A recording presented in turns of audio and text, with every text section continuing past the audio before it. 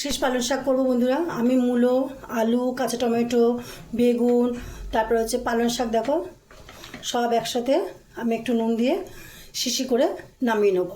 তারপরে কীরকম পর্যায়ে রান্না করছি তোমাদেরকে দেখাচ্ছি, সব যত শর্টে করা যায়, কেন ডাটাগুলো একটু এখন শীষ হয়ে গেছে তো ডাটাগুলো একটু সুন্দর নরম হবে, খেতেও ভালো লাগবে।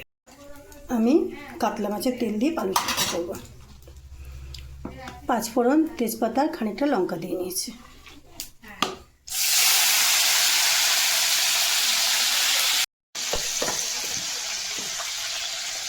বাটা মশলা, মাছের তেল দিয়ে আমি আদা জিরে বাটা দিয়ে আমি ভালো করে ভেজে নিলাম। এবার সবজিগুলো দিয়ে দিলাম, বড়িটাও দিয়ে দেবো। এবার নুন দিয়ে চাপা দিয়ে দেবো। প্রেসারে দেওয়াতে আমার ডাটাগুলো সুন্দর গলে গেছে আর তরকারিটা কত তাড়াতাড়ি হয়ে গেল। ধনেপাতা দিয়ে দিলাম, ব্যাস এরকম থাকবে তরকারিটা। এবার আমি চাপা দিয়ে রেখে দেবো, ব্যাস আমার রান্না কমপ্লিট হয়ে গেছে। ব্যাস হয়ে গেছে।